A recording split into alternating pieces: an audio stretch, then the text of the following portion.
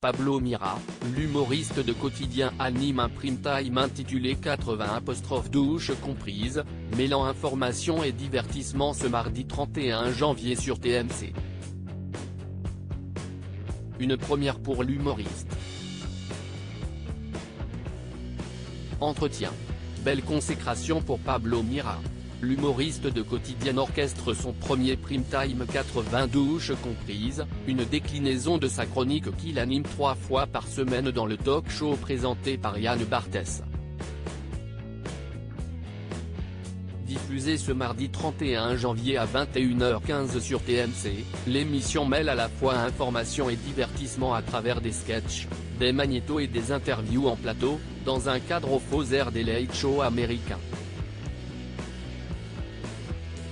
Les téléspectateurs pourront notamment découvrir le point de vue corrosif de Pablo Mira sur le couronnement de Charles III, l'inflation ou la Coupe du Monde au Qatar. Et le cofondateur du Gorafi ne sera pas toujours seul pour en parler. Entretien.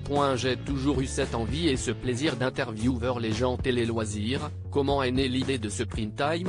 Pablo Mira, avec la production de Quotidien, on avait envie de voir si on arrivait à développer un format plus long qu'une chronique. La chronique de 4 douches comprises, si est le format revue de presse où l'on enchaîne les vannes. Là, on avait le temps de beaucoup plus travailler chaque séquence, de produire des mini-sketchs, de tester des formats d'interview. C'était intéressant de se frotter à cet exercice-là. Ce prime vous a permis de renouer avec votre ancien métier de journaliste finalement ? J'ai toujours eu cette envie et ce plaisir d'interviewer les gens, mais évidemment, je n'allais pas me transformer en intervieweur politique façon Léa Salamé ou Apolline de Malherbe. Mon ADN reste quand même la blague, mais cela m'intéressait aussi d'avoir des réponses qui sont de l'information. Parmi les personnalités interviewées ce soir, on découvre Stéphane Bern. Est-ce que c'était votre idée de l'inviter ? Oui, j'avais envie de l'interviewer pour son ton, son énergie qui lui sont propres. On cherchait un expert des têtes couronnées et c'est son nom qui nous est venu tout de suite. Je lui ai présenté le pitch et il a accroché direct. Au final, je trouve que c'est un des formats qui marche le mieux. Le ton est absurde mais on apprend des choses sur la royauté. Quotidien est une émission difficile à fabriquer. Après 2 saisons à Quotidien, vous aviez quitté l'émission pour finalement revenir. Pourquoi avoir eu envie de retrouver Yann Barthès et sa bande ? J'avais arrêté parce que j'étais arrivé au bout avec ma chronique des haters et je n'avais pas d'autre idée de concept.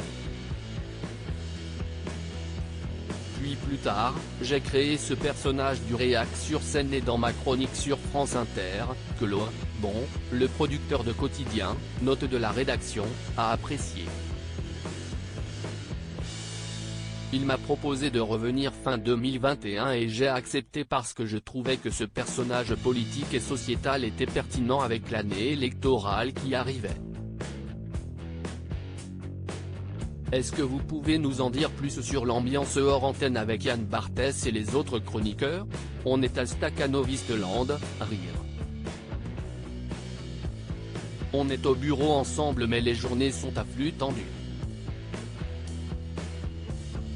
C'est une émission difficile à fabriquer, on commence tôt et on finit tard le soir donc on n'a pas forcément 45 minutes pour prendre un café et demander qu'est-ce ce que tu as fait ce week-end ?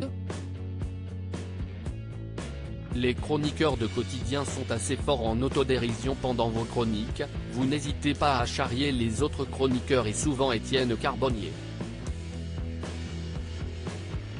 Ils ne vous en veulent pas ? Non, ils sont assez forts en autodérision. J'y vais un peu plus sur Yann Barthès et Étienne Carbonnier parce que ce sont les 2 personnes que je suis sûr d'avoir autour de la table et je ne me vois pas faire de vannes sur les absents. Yann, CIST le présentateur et Étienne intervient après moi avec les rubriques Canap et Transpi. Je mise sur les valeurs sûres. Avez-vous d'autres projets avec TMC ? Non, je vais finir la saison en gérant ma chronique et la tournée de mon nouveau spectacle, donc je ne prends plus aucun projet.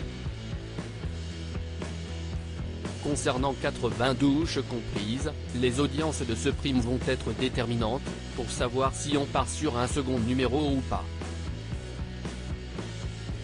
À lire aussi Marion Cotillard coupée au montage dans Quotidien ? Les internautes s'interrogent.